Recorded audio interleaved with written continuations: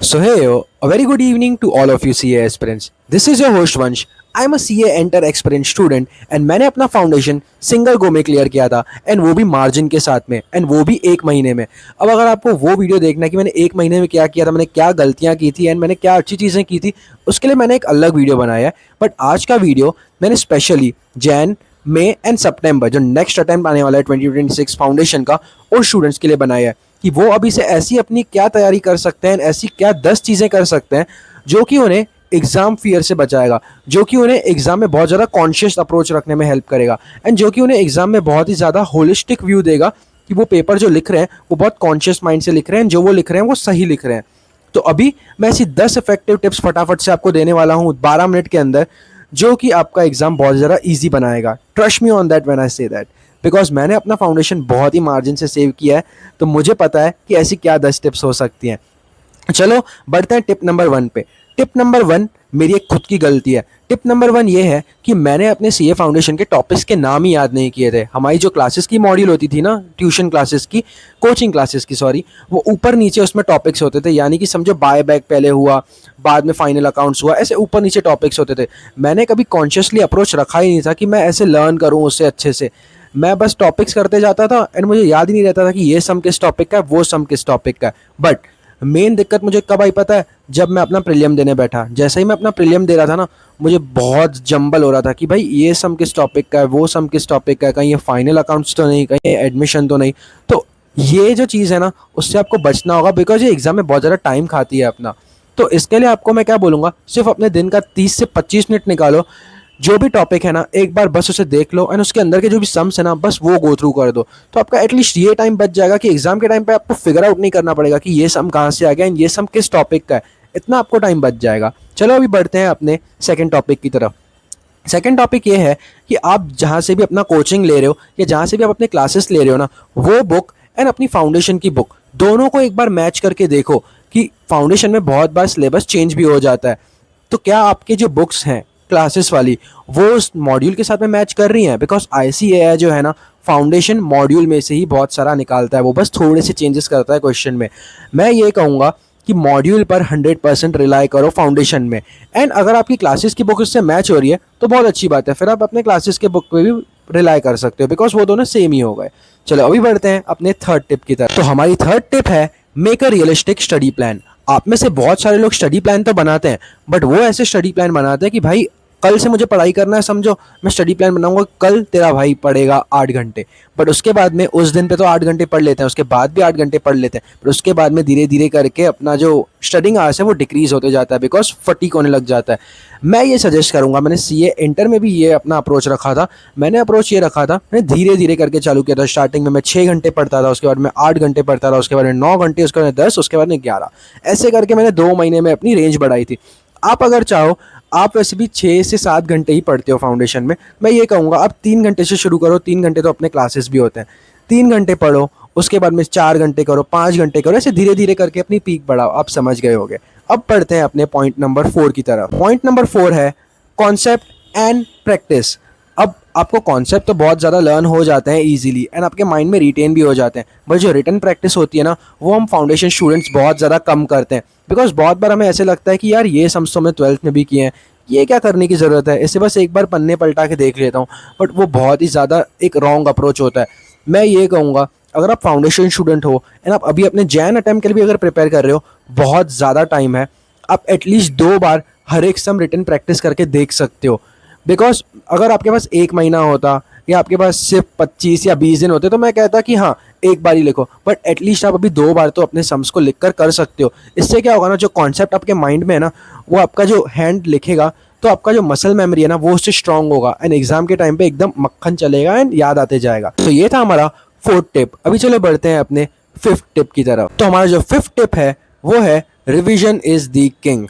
अगर आप रिवाइज कर रहे हो तो इसका मतलब ये नहीं कि सिर्फ आप एग्जाम के पहले ही रिवाइज करो। ये गलती मैंने की थी, मैंने सिर्फ एग्जाम के बाद ही रिवीजन किया था बड़ा वाला। बट अगर आपको अच्छे मार्क्स से पास होना है, मैं आपको ये कहूँगा अभी आपके पास बहुत ज़्यादा टाइम है। आप एटलीस्ट 3 रिवीजन या कम से कम अगर आप पुश भी करोगे ना अपने आप को, 2 रिवीजन तो आपका कैसे भी हो ही जाने चाहिए। तो मैं एटलीस्ट आपसे ये कहूँगा 2 रिवीजन तो करके ही एग्जामिनेशन हॉल में बैठना। तो भी चलो चलते हैं एंड बढ़ते हैं अपनी 6th टिप की तरफ। 6th टिप बहुत ही ज़्यादा इंपॉर्टेंट टिप है। ये टिप ने मुझे बहुत ज़्यादा इफेक्ट किया था एंड मूवमेंट पे। ये टिप का नाम है टेस्ट स्किप मत करो, प्रीलियम स्किप मत करो। कभी भी अपने क्लासेस पे अगर आपके प्रीलियम्स हो ना, उसे स्किप मत करो। बुरी मार्क्स आती हैं, बुरी मार्क्स आने दो, just accept the fact and work on it. कभी भी उसे स्किप मत करो। बिकॉज मेरे साथ में ये गलती हुई थी कि मैंने प्रीलियम 2-3 स्किप किए थे एंड लास्ट में मैंने प्रीलियम दिया था एग्जाम के 1 महीने पहले, एंड उस टाइम पर मेरी आंख खुली थी। बट आपके पास अभी टाइम है काफ़ी ज़्यादा, आप इसे सही मायने से अप्लाई कर सकते हो एंड अपनी मिस्टेक्स को अभी सुधार सकते हो। तो टेस्ट से मत भागो, टेस्ट अपनी टाइम पे दो हमेशा। तो अभी चलो चलते हैं एंड बढ़ते हैं अपनी टिप नंबर 7 पे। टिप नंबर जो 7 है ना, वो एग्जामिनर पॉइंट ऑफ व्यू से बहुत ही ज़्यादा इंपॉर्टेंट है। बिकॉज हम पढ़ तो सब कुछ लेते हैं, आ भी सब कुछ रहा होता है, एग्ज़ाम भी बहुत अच्छा जाता है, बट फिर भी बहुत बार हमारी मार्क्स कम आती है। क्यों? क्योंकि हमने प्रेजेंटेशन अच्छे से नहीं करी होती। प्रेजेंटेशन बहुत ही ज़्यादा इंपॉर्टेंट है। स्पेशली मैं अपने लड़के दोस्तों को बोल रहा हूँ, भाइयों आपको बोल रहा हूँ, प्रेजेंटेशन किया करो। एंड बहुत ही कम टाइम लगता है ऐसे करने में। अगर आप पूरे एग्जाम में भी देखोगे ना, 5 से 7 मिनट ही खाएगा आपका प्रेजेंटेशन, बट वो करो। बिकॉज वो एग्जामिनर के माइंडसेट में एक वो डालता है कि भाई ये स्टूडेंट है, वो थोड़ा सा क्लीन है, ये अपने कॉन्सेप्ट सही से अप्लाई तो कर रहा है, बट ये बंदा भी सुलझा हुआ है देखा जाए तो मैं ये कहूँगा कि एटलीस्ट आप एग्जाम दे रहे हो, 7 मिनट वो बनाने में लगेगा आपको, कॉलम्स वगैरह बना दो भाई प्लीज़। ये जो 8 टिप है वो भी एग्जाम रिलेटेड है। 8 टिप है अपने टाइम को सही तरह से मैनेज करो। समझो, मैं आपको अभी बताता हूँ। अभी अगर आप सम प्रैक्टिस कर रहे हो, रिविजन कर रहे हो, तो एक मोबाइल पे टाइमर लगाओ एंड एक स्पेसिफिक सम को आपको करने में एक चैप्टर के कितना ज़्यादा टाइम लग रहा है वो देखो। अगर समझो आप फाइनल अकाउंट का कोई सम कर रहे हो, तो आप देखो कि मुझे ये जो 10 मार्क का सम है वो करने में कितनी देर लग रही है। बिकॉज एग्जामिनेशन हॉल में बहुत बार ऐसे होता है, फाउंडेशन में स्पेशली, बच्चों को बहुत कुछ आ रहा होता है, बट टाइम कंस्ट्रेंट की वजह से जो आ रहा होता है वो भी छूट जाता है। एंड ये सबसे गलत बात मुझे लगती है। जब ये नहीं आ रहा होता है एंड छूट जाए तो चलो ठीक है, वो आ ही नहीं रहा था, बट आते हुए छूट जाना तो बुरा लगता है बहुत ज़्यादा।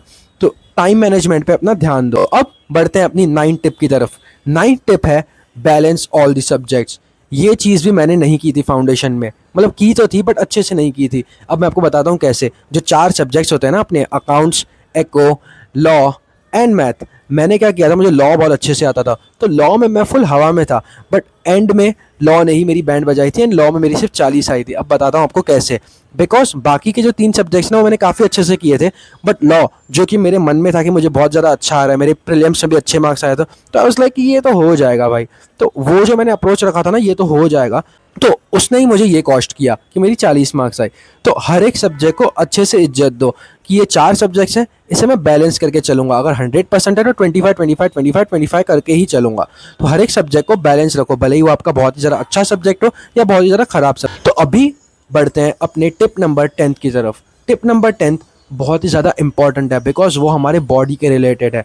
हम में से बहुत सारे स्टूडेंट पढ़ाई तो करते हैं, बट बहुत सारे स्टूडेंट्स ऐसे होते हैं, ट्रस्ट मी, वो घर से बाहर तक नहीं निकलते पढ़ाई के टाइम पे। मैं नहीं बोल रहा हूँ कि अपने एग्जाम के 1 दिन पहले घर के बाहर घूमो, बट अभी जो आपको टाइम मिल रहा है 1-2 महीना, उसमें आप एटलीस्ट अपने फिटनेस के लिए तो कुछ कर सकते हो। अब घर से बाहर निकलना मतलब ये नहीं कि पार्टी वार्टी जाओ मज़े करो, कभी कभी कर सकते हो अगर आपको चाहिए तो, बट अपने फिटनेस पे मेजरली बहुत ज़्यादा ध्यान दो। बिकॉज अगर आपकी बॉडी फिट होगी ना, तो आपका माइंड भी हेल्दी होगा, एंड माइंड हेल्दी होगा तो माइंड बहुत ही ज़्यादा एफिशिएंटली वर्क करेगा। तो अपने बॉडी, अपने फिटनेस के ऊपर भी ज़रूर ध्यान दो।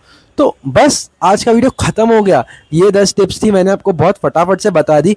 ये टिप्स आप अपने लाइफ में अभी से ही अप्लाई कर सकते हो, एंड मुझे आगे बताना कि अगर आपको एक रिटन टाइम टेबल वीडियो भी चाहिए तो मैं आपके लिए वो भी बना दूंगा। जस्ट आप मुझे ये बताना कि आपके जो क्लासेस के घंटे हैं वो कितने घंटे होते हैं। बिकॉज मैं जब अपनी कोचिंग ले रहा था ना फाउंडेशन की, तो मेरे क्लासेस जो होते थे वो 4 घंटे के लिए होते थे।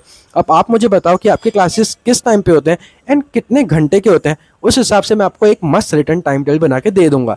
तो वो आपका सॉर्टेड हो जाएगा, वो आप सीधा फॉलो कर सकते हो। So thank you so much for watching. Video अगर अच्छा लगा तो लाइक, शेयर एंड सब्सक्राइब किए बिना मत जाना। Bye bye, take care, I love you all and all the very best. यार डरो मत, आपने बहुत कुछ किया है मेहनत, आप सक्सेसफुल हो ही जाओगे। बाय बाय, टेक केयर, सी या।